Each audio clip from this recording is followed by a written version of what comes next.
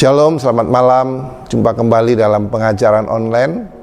Malam ini saya akan bicara tentang great decision. Untuk itu mari kita berdoa lebih dulu.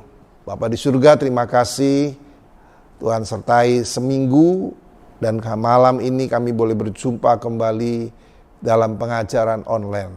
Mari hadir dalam setiap kehidupan kami dimanapun berada. Hamba berdoa di dalam nama Yesus, haleluya, amin.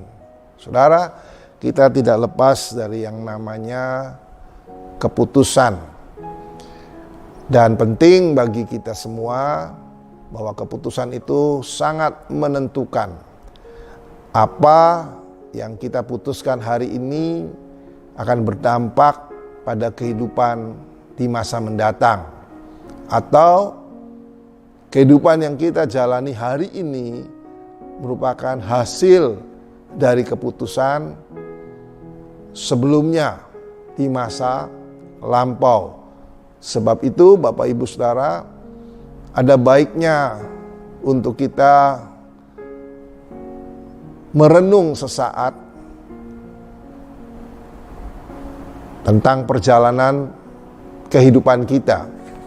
Saya jumpai ada orang yang memulai baik, mengakhiri dengan baik.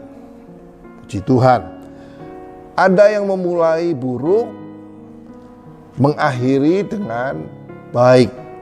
Itulah yang harusnya terjadi dalam kehidupan setiap anak-anak Tuhan.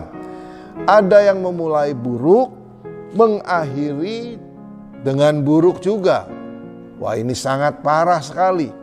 Ada yang memulai baik, mengakhiri dengan buruk, sia-sia. Apa yang sudah dilakukan tidak ada artinya. Nah, bagaimana dengan kita, saudara dan saya? Belum terlambat untuk kita sesaat mengambil waktu, merenung, mawas diri, mengevaluasi. Sehingga ke depan kita tidak melakukan hal-hal yang keliru, hal-hal yang salah, dan masa depan kita akan menjadi baik. Belajar dari anak yang hilang. Dalam Lukas pasal 15 ayat 17 dan 18 dikatakan, lalu ia anak bungsu ini menyadari keadaannya. Katanya, betapa banyaknya orang upahan Bapakku yang berlimpah-limpah makanannya, tetapi aku di sini mati kelaparan. 18, aku akan bangkit dan pergi kepada Bapakku dan berkata kepadanya, Bapa, aku telah berdosa terhadap sorga dan terhadap Bapa. Nah, saudara yang terkasih dalam Tuhan, saya percaya kita sudah tahu, hafal tentang kisah ini. Perumpamaan anak yang hilang. Ada satu keluarga punya dua anak, yang sulung dan yang bungsu. Yang bungsu meminta warisan kepada bapaknya. Oleh bapaknya diberikan warisan itu.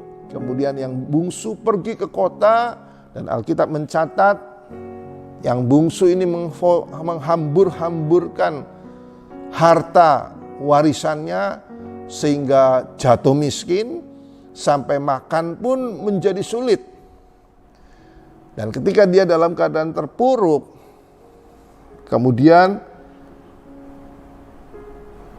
anak ini yang bungsu ini menyadari keberadaannya.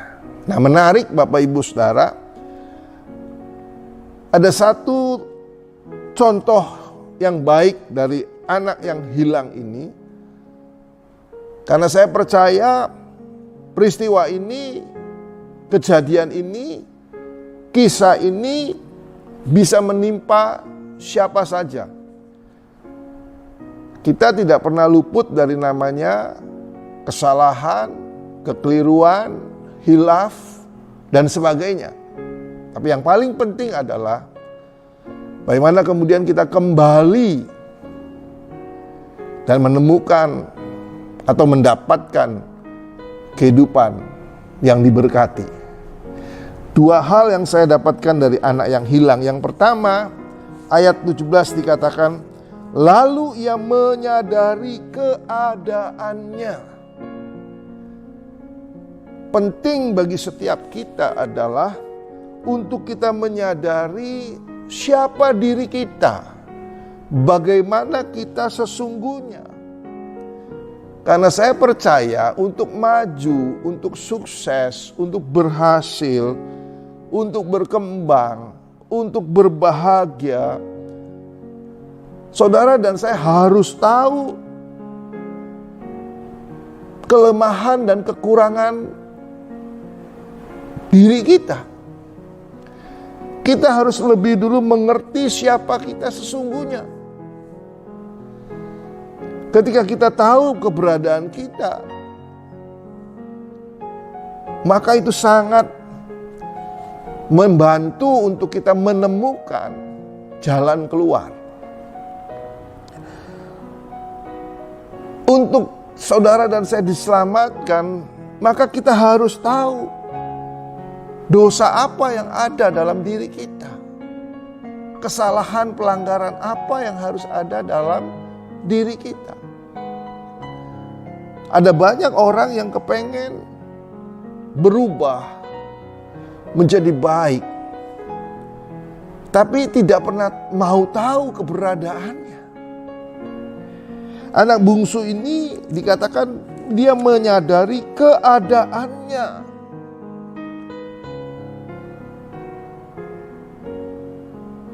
Bisa juga berarti dia bertobat. Karena pertobatan itu bicara sadar, mengaku, menyesal, benci dosa, dan tinggalkan dosa. Dan kisah ini mencatat bahwa pada akhirnya anak bungsu ini bertobat. Dia sadar kekeliruannya. Dia sadar kesalahannya. Ketika dia mengalami sampai dia harus makan dari ampas babi, dia baru terbuka mata hati pikirannya. Sehingga Alkitab mencatat, dia membandingkan kalau di rumah bapaknya banyak makanan berlimpah. Dibutuhkan kesadaran untuk kita bisa maju, untuk kita bisa berhasil, untuk kita bisa beruntung, untuk kita sukses. Tanpa kesadaran, tanpa mengaku menyesal, dan meninggalkan itu semua, maka langkah apapun yang kita kerjakan tidak ada artinya. Yang kedua, Bapak Ibu Saudara, apa yang saya dapatkan dari anak yang hilang? Anak yang hilang ini bukan hanya menyadari keadaan, tetapi ayat yang 18 dikatakan, aku akan bangkit dan pergi kepada Bapakku. Saudara, ini yang saya katakan great decision.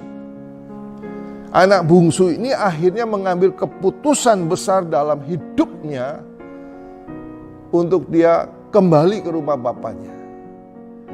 Saudara, saya percaya tidak mudah bagi anak bungsu ini untuk mengambil keputusan itu, karena saya percaya resiko yang ditanggungnya itu luar biasa. Yang pertama pasti malu, karena Alkitab sendiri menyatat bahwa ketika ketemu dengan bapaknya dan bapaknya memperlakukan dia dengan luar biasa, dia katakan, aku tidak layak. Artinya dia ngambil keputusan yang dia tahu konsekuensinya, resikonya sangat besar, tapi dia berani ambil keputusan itu. Inilah yang harus saudara dan saya miliki. Karena great decision ini menentukan masa depan kita. Ada banyak orang sadar tapi tidak berani mengambil keputusan. Ada banyak orang sadar tapi tidak berani berbayar harga. Saya berdoa biar lewat pelajaran anak yang hilang, kita semua diingatkan, disadarkan untuk kita mengambil keputusan yang besar, yang benar dalam hidup ini. Iman tidak mengabaikan fakta, tapi menghadapinya. Iman tidak lari dari harga yang harus dibayar. Karena iman tahu dengan baik berapa harga yang harus dibayarnya, tetapi tetap memutuskan untuk membayarnya. Saudara, anak bungsu ini tahu resiko yang dihadapi, mungkin dipermalukan, mungkin diusir, mungkin tidak diterima, dan sebagainya dan sebagainya. Tapi dia tetap melakukannya karena dia percaya di rumah Bapa masih yang terbaik dari tempat-tempat yang lain. Saudara yang terkasih dalam Tuhan, biarlah iman kita di dalam Yesus juga iman yang seperti itu. Bahwa di dalam Yesus selalu baik dan pasti baik. Mari kita berdoa. Tuhan Yesus, terima kasih. Berkati pengajaran ini, sejauh mana pengajaran ini didengar, disaksikan. Tuhan melawat, Tuhan menjamah, pribadi lepas pribadi, keluarga demi keluarga, sehingga mereka boleh menyadari dan mengambil keputusan yang benar di dalam segala sesuatunya berdasarkan iman di dalam Yesus Kristus. Kami tahu di dalam Yesus pasti lebih baik. Karenanya turunkan berkat-Mu atas setiap kami di dalam nama Bapa, Putra, dan Roh Kudus. Dalam nama Yesus Kristus kami berdoa. Haleluya. Amin. Selamat malam. Tuhan memberkati.